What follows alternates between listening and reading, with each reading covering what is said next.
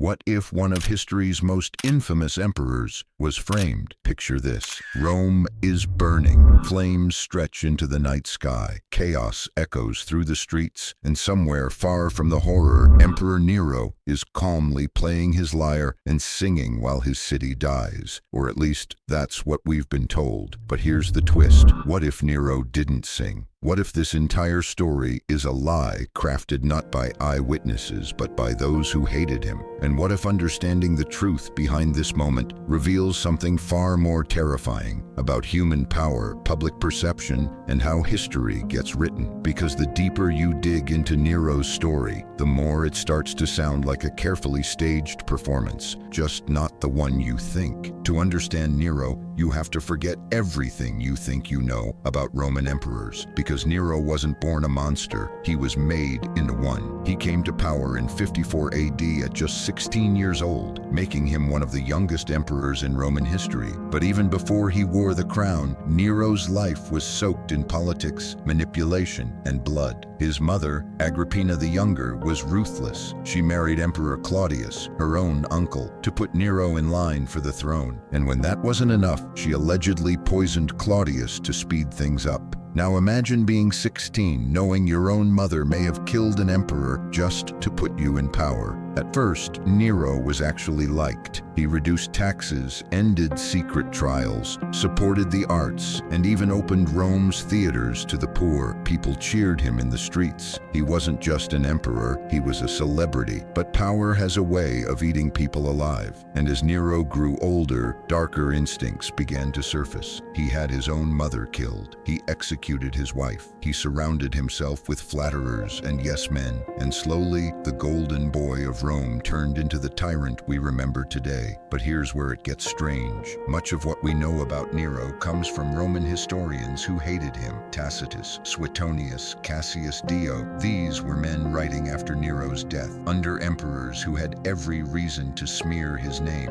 And that's where the infamous story of Nero singing while Rome burned begins to fall apart. It was the summer of 64 AD when flames swept across Rome, burning for 6 straight days and reducing much of the city to ash. Homes, temples, entire districts gone. And in the middle of it all, Nero was nowhere to be found. That's where the myth begins. According to the Roman historian Tacitus, when the fire started, Nero wasn't even in Rome. He was at his villa in Antium, miles away from the chaos. And when he returned, he opened public buildings to shelter the homeless and funded massive rebuilding efforts from his own personal fortune. Hardly the behavior of a madman watching the world burn, right? But the rumors had already started. Some claim Nero started the fire to clear land for a new palace. Others said he climbed a tower, looked over the destruction, and played his lyre, singing about the fall of Troy as if it were some grand performance. It was theater, they said.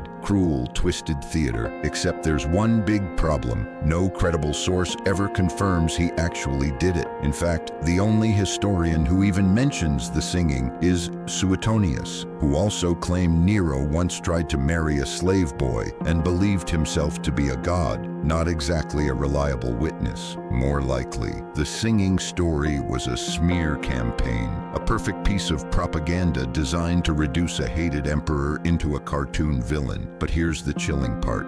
Even if Nero didn't sing, people wanted to believe he did, because sometimes the truth isn't as satisfying as the story. Why do some stories survive, even when they're probably false? Because they feel true. The image of Nero playing music as the empire crumbles, it's too perfect. It fits what people wanted to believe, that he was detached, insane, so obsessed with art and ego that he watched his city die just to write a new song about it. That kind of story doesn't need evidence, it needs emotion. And history is full of these moments. Marie Antoinette saying, "Let them eat cake." Caesar asking, "Et tu, brute?" before he died. These are powerful myths, not because they happened, but because they explain something. They capture a truth that facts alone can't reach. In Nero's case, the myth says more about us than it does about him. It reflects our fear of unchecked power, of leaders who lose touch, of artists who forget their audience. It's a warning wrapped in drama, a way to make sense of disaster by giving it a villain. But here's the irony. By turning Nero into a symbol of madness, we might have missed the real danger. Because if an emperor didn't burn the city, but people believed he did, then public opinion alone has the power to rewrite history. And that is far more terrifying than a man with a lyre. Here's the part they don't teach you in school. Yes, Nero may not have played music while Rome burned, but that doesn't mean he was innocent, because shortly after the fire, Nero needed a scapegoat, and he found one in a strange new religious sect that was spreading through the empire. The Christians. They were easy targets, poor, foreign, unfamiliar,